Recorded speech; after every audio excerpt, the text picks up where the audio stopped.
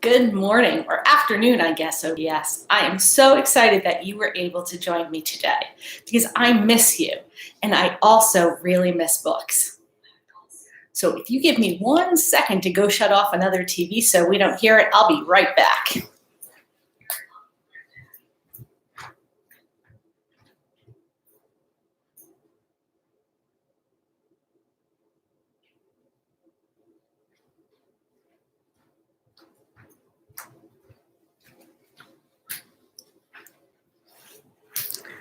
Just like your teachers, when they did their first Zoom meeting or their first Google Meet, I'm a little nervous today. So I might need to stop every once in a while, but I know that you're going to support me because that's what we do in our community. We support each other. Even when we're a little nervous or we're a little scared, we say to the other person, it's okay, keep going. And that's what I'm going to do today. I'm going to keep going. So today's book is Ruby's Wish, and it is one of my favorite books. And the reason I like it so much is because it's about a little girl who really knew that school and learning was really important.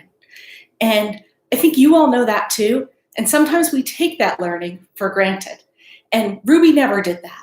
And so really great things happened to Ruby because she kept pushing and she kept growing and she kept learning.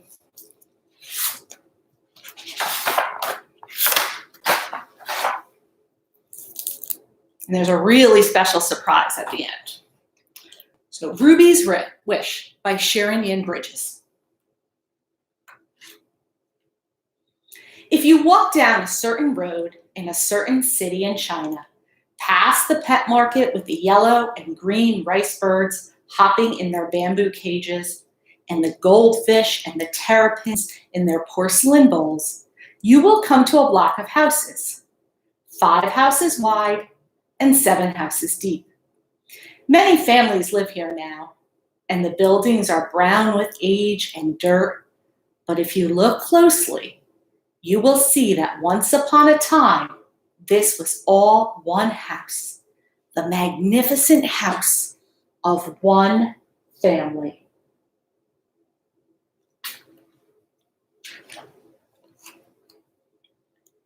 This house was built by an old man who returned from the Gold Mountain. That was what the Chinese called California, when many men left to join the gold rush there. And a few came back again. But as I said, this man did come back, and he came back very rich. And he did what rich men did in old China. He married many wives, his wives had many sons, and those sons also had many wives. So at one time, the house was filled with the shrieks and laughter of over 100 children. Can you imagine that? One house filled with as many people as one side of the lunchroom. Amongst these children was a little girl that everyone called Ruby because she loved the color red. In China, red is the color of celebration. On New Year's Day, children receive red envelopes full of good luck money. Brides wear red on their wedding days, but Ruby insisted on wearing red every day, even when her mother made her wear somber colors. Somber means dark colors like browns and grays. Like all her other cousins, Ruby would tie up her jet black hair with red ribbons. One of the things I love about this book is that I learn about another culture, like the importance of red in the Chinese culture.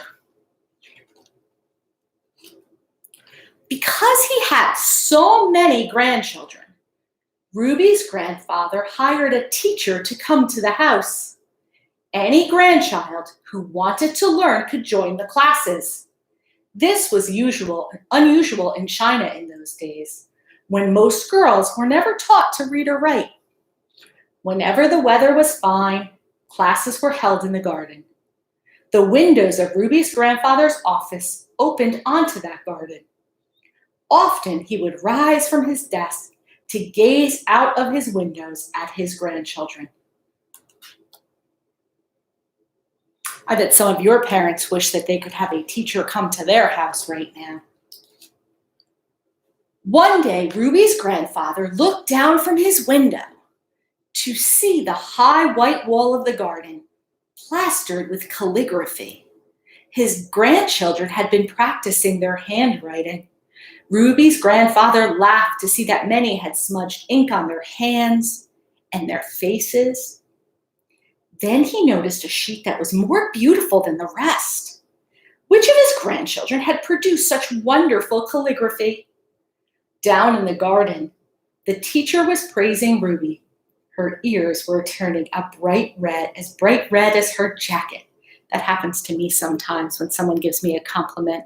I get really red, just like Ruby. But when I look at this page, I think back to that word somber. Look at how everybody is wearing more drab colors, except for Ruby. I also was thinking when I saw this page that you could do calligraphy just like that. And if you didn't have a pen or a paper, do you know you could do calligraphy with water outside on the sidewalk? You can use your finger, you can use a Q-tip, or you could use a paintbrush and water and write with it. But if Ruby was doing as well as her boy cousins, in her studies, she had to work much harder. When the boys had finished their studies for the day, they were free to play. But the girls had to learn about cooking and keeping house. In fact, as far as their mothers were concerned, these were the only things girls had to learn. One by one, the girls stopped going to the classes, all except Ruby. She would catch up with her embroidery at night. Many nights her candle flickered long after everyone else had gone to bed. Do you see that in this illustration? There's Ruby working on her embroidery. It's just the opposite. My dad does the cooking. My mom doesn't cook. One day, the children were asked to write a poem. Ruby wrote, "Alas, bad luck to be born a girl. Worse luck to be born into the house where only boys are cared for." Ruby's teacher was very impressed by the poem. He showed it to Ruby's grandfather. Ruby's grandfather was also impressed, but he was worried about what the poem said. He summoned Ruby to his office. How do you think Ruby's feeling right now? She's being summoned to her grandfather's office. Imagine if I called into your classroom and I said, "I summon you to the office." How would you feel?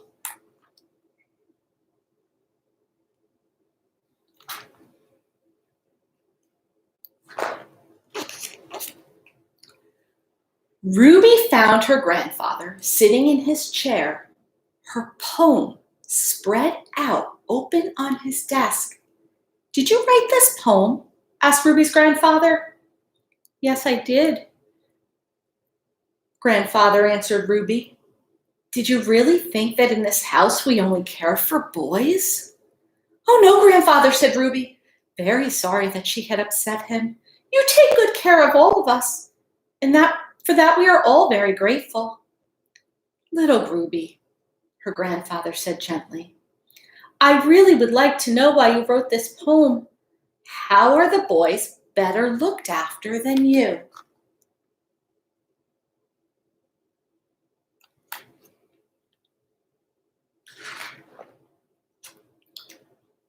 "Well," said Ruby, trying to think of small, unimportant things. I don't think she wanted to upset her grandfather. "When it is the moon festival and we are each given half a moon cake, the boys always get the half with the yellow moon yolk." Said her grandfather, as if he was still waiting. "Is that so?" "Yes," continued Ruby, "and when it is the lantern festival, the girls are given simple paper lanterns, but the boys have red lanterns in the shapes of goldfish, cockerels, and dragons." Ruby's grandfather chuckled. He'd never thought about it before. He could imagine how much Ruby would have liked a red lantern. So you're learning a little bit about the Lantern Festival there.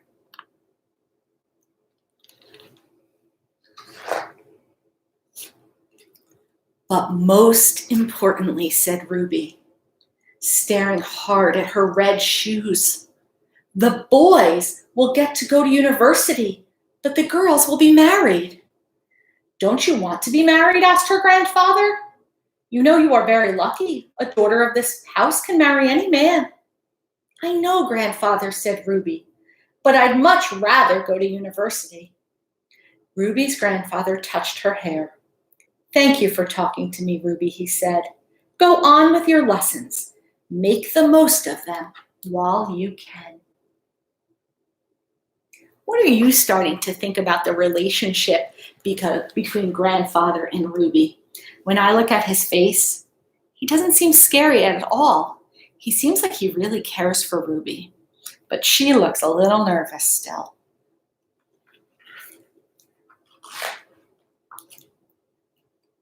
So Ruby went on with her lessons. Some of the boys grew up and went away to university. Some stayed in the house and started families of their own. But when they grew up, all the girls were married and sent away to live in their husbands' homes.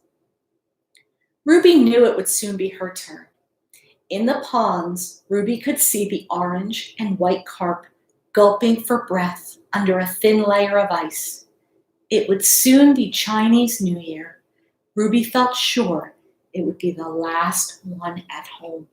What an interesting image that is, the carp underneath the ice in the pond.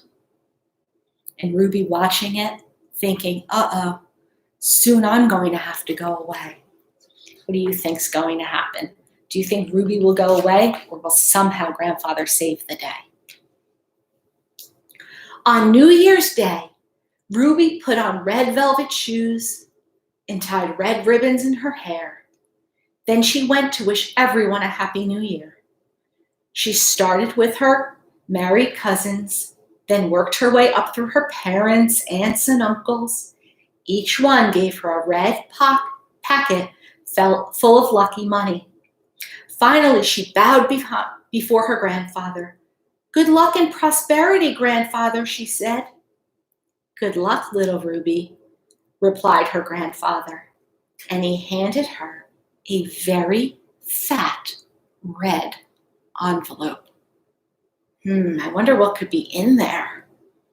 Ruby could feel the eyes of all her family on her as she opened the lucky red envelope.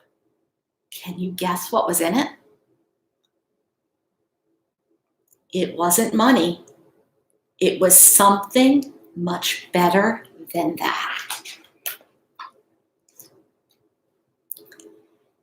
It was a letter from a university.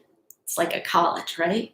Saying that they would be proud to accept Ruby as one of their first female students. So that's how Ruby got her wish. It's a true story. And how do I know that? Well, Ruby is my grandmother, and every day she still wears a little red. So this story is actually based on a true story. The author's grandmother was Ruby, and she grew up in China, and all she really wanted was to keep learning. And her grandfather made that happen. I hope you enjoyed this story, and if you did, we're going to save it on our YouTube channel. So if your friends missed it and you tell them about it, they'll be able to watch it there. Tomorrow's story, I'll give you a little sneak peek now.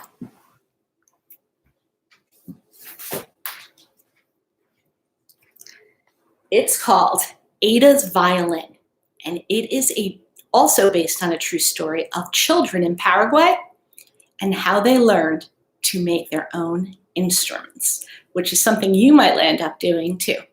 So I hope you have a wonderful afternoon, and I'm glad you spent some time with me today. I'll see you tomorrow.